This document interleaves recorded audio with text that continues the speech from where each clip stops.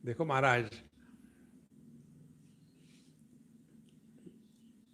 तादात्म्य ही हमारे जीवन का सबसे बड़ा बंधन है। ये तादात्म्य छोड़ नहीं सकेंगे हम। ये तादात्म्य कैसा है? जैसे दर्पण के सामने खड़े हो जाओ तो दर्पण में प्रतिबिंब दिखेगा ही, आप नहीं छोड़ सकते उसको। तो करें क्या फिर? क्योंकि दर्पण के प्रतिबिंब के कारण हम दुखी हो रहे हैं। तो आप कौन हो? आदमी हो कि एक पक्षी हो? यदि पक्षी होगे तो आप साधना करने लग जाओगे,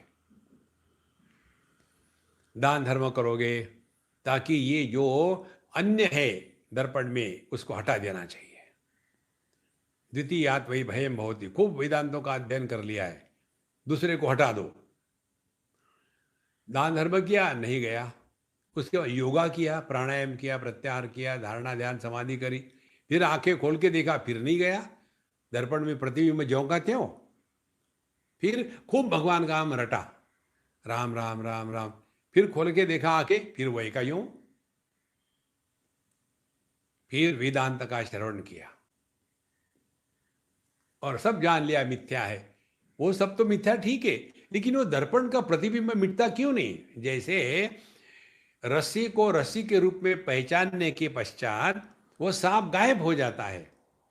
तो यदि ये सब मिथ्या है, ये दर्पण में दिखने वाला प्रतिबिंब यदि मिथ्या है, तो इसको मैंने कह दिया कि ये मिथ्या है, तो ये मिटता क्यों नहीं?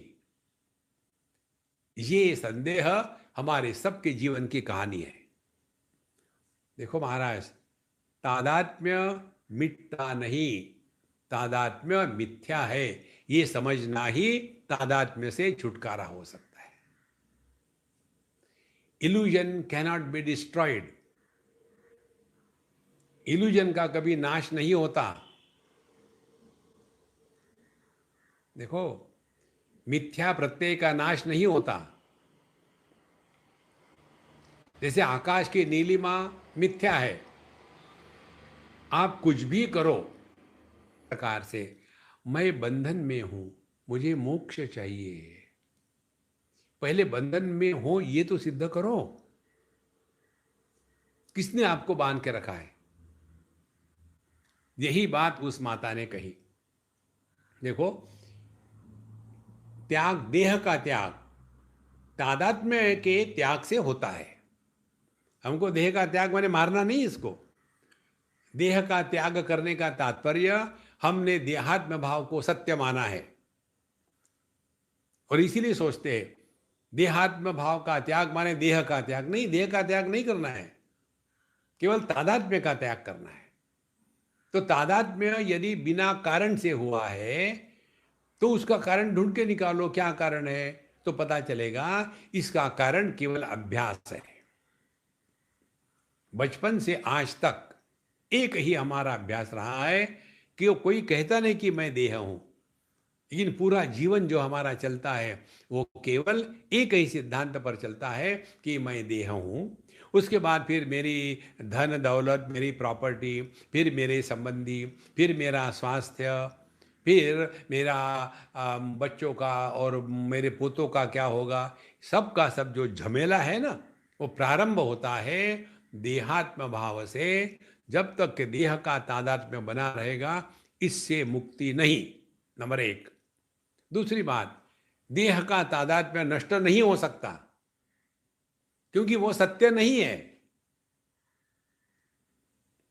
देखो, जैसे पानी में मछली है और आप देख रहे हैं बड़ा शांत पानी है किसी तालाब का, और आप खड़े हो और बहुत सुंदर मछलियां धीरे धीरे घूम रही है, और वहां चंद्रमा का प्रतिबिंब भी पड़ा है।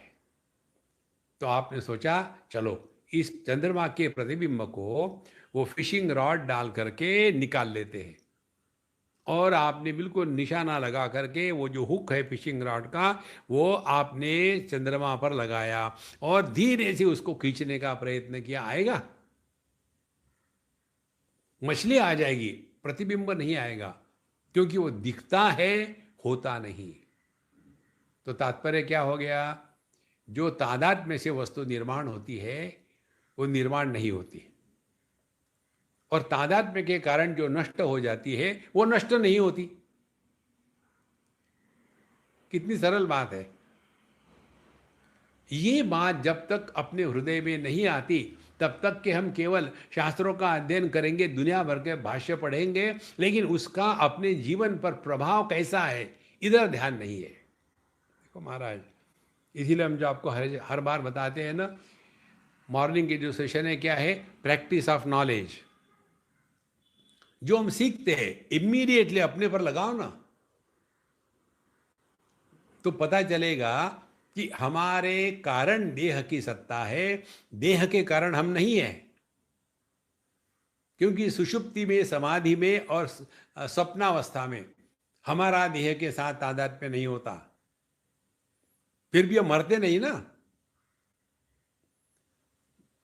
देखो महाराज, तो जब तक ये बात समझ में नहीं आती अपने अनुभव से, तब तक के हम केवल सरफेस लेवल पर ही ऊपर ऊपर ही चल रहे हैं। गंभीरता में चले जाओ तो जैसी ये सूक्ष्मता बढ़ती है ना, वैसे आपको पता चलेगा कि आपको हर अनुभूति में, जगत के साथ हर व्यवहार में आपको एक मैसेज मिलेगा। देखो